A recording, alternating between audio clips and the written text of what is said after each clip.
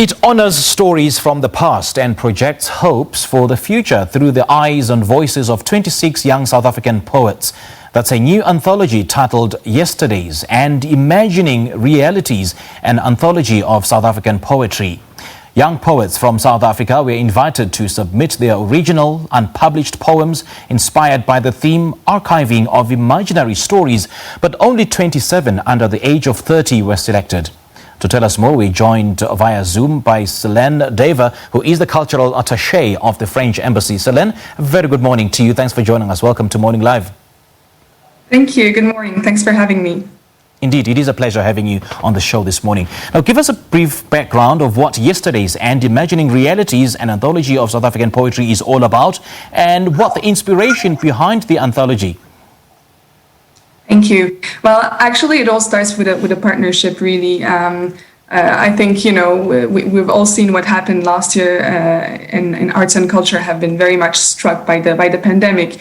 So in the first weeks, we tried a lot of online events, right? But at some stage, I feel that we really needed to go back to a form of writing. So that's how the idea started to, exist in our minds. And we wondered, why not poetry? It's such a form of art that's adapted to the time we're in. And we reached out to Impepo Press, who is our publisher, and everything worked on smoothly after this. And this idea came of launching the call for application you mentioned. So we launched that by end of August. And basically this call for application was open to any poet under 30 years old, and they could submit a poem in any South African language on the topic that you mentioned, archiving of imaginary stories.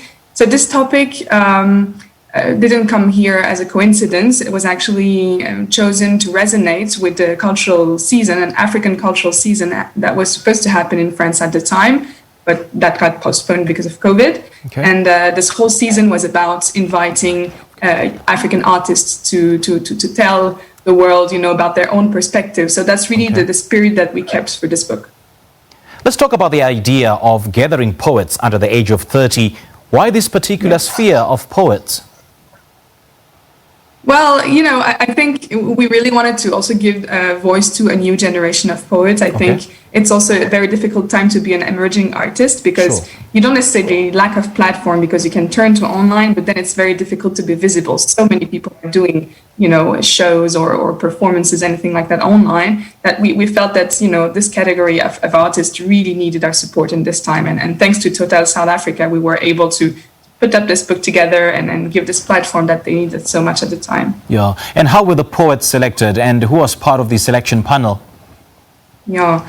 Well, that was actually a very tricky process because, as mentioned, we had poems in all South African languages. The call for application worked very well. We received nearly 400 poems. So that meant a lot of, a very intense selection work. And we actually had a jury with 4 professional experienced poets composed by Chefiwa Mukwevo, Nakanjani Sibia, Vangi Legancho, who is also our publisher, and Tony Stewart. So the 4 of them read all the poems. When they didn't necessarily read or speak the language in which the poem was, one of the jury members who read that language translated it briefly and tried to explain a little bit what this was about and whether he or she found that it was worthwhile having the poem in the book. Okay. And this whole process actually was supposed to end by a Zoom call of 2 hours, very standard, and in the end it turned out to be an 8-hour Zoom call, and they finally came up with this selection of 30 poems. And the idea was really to keep a balance between the different poems in terms of style, in terms of the right balance between the personal and the political, the philosophical and the factual. So it was really, it was not just about picking poems, but really to make sure that the anthology as a whole made sense. Mm-hmm. And what kind of subjects or themes do these poets address?